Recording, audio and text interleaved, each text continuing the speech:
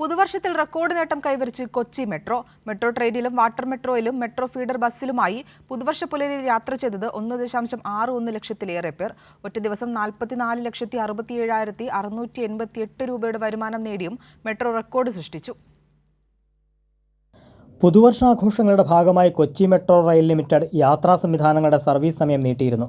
Metro train പുലർച്ചെ 2 മണിവരെയായിരുന്നു service നടത്തിയതെങ്കിൽ water മെട്രോയും electric feeder ബസ്സുകളും service നടത്തിയത് പുലർച്ചെ 4 വരെയാണ്. പുതുവർഷ തലേന്നും പുലർച്ചെയുമായി സർവീസ് നടത്തിയ മെട്രോ ട്രെയിനിൽ കയറിയത് 1,39,766 പേരാണ്. പുലർച്ചെ 4 മണിവരെ സർവീസ് നടത്തിയ ഇലക്ട്രിക് ഫീഡർ ബസ്സിൽ 6,817 പേരും വാട്ടർ മെട്രോയിൽ 15,000 പേരും യാത്ര ചെയ്ത് റെക്കോർഡ് സൃഷ്ടിച്ചു. ഡിസംബർ 31-ന് 44,67,688 രൂപയുടെ വരുമാനം നേടി പ്രതിദിന വരുമാനത്തിലും കൊച്ചി മെട്രോ ട്രെയിൻ റെക്കോർഡ് നേട്ടം കൈവരിച്ചു. കൂട്ടായ പരിശ്രമത്തിലൂടെയാണ് മെട്രോ ഈ നേട്ടം കൈവരിച്ചതെന്ന് KMRL MD ലോക്നാഥ് ബെഹ്റ പറഞ്ഞു. കൃത്യതയാർന്ന സർവീസ്, വൃത്തി, ശുചിത്വം, ജീവനക്കാരുടെ മികച്ച പെരുമാറ്റം, യാത്രക്കാരുടെ സഹകരണം, ഉപഭോക്തൃ സൗഹൃദമായ സാങ്കേതിക വിദ്യാ ഉപയോഗം തുടങ്ങി നിരവധി ഘടകങ്ങൾ ഈ നേട്ടം കൈവരിക്കുന്നതിന് സഹായിച്ചതായും KMRL വിലയിരുത്തി. 2017 സർവീസ് തുടങ്ങിയ മെട്രോയിൽ ഇതുവരെ 17.52 കോടി പേർ യാത്ര ചെയ്തു.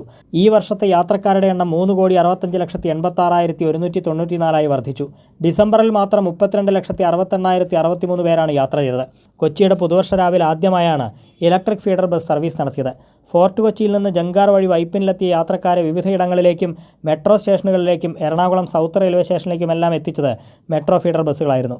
മട്ടാഞ്ചേരി ഹൈക്കോർട്ട്, വൈപ്പിൻ ഹൈക്കോർട്ട് റൂട്ടുകളിൽ അധിക സർവീസ് നടത്തിയ വാട്ടർ മെട്രോയിൽ 15,000-ഓളം പേർ യാത്ര ചെയ്താണ് റെക്കോർഡ് നേട്ടം കൈവരിച്ചത്. കൈരളി ന്യൂസ്, കൊച്ചി.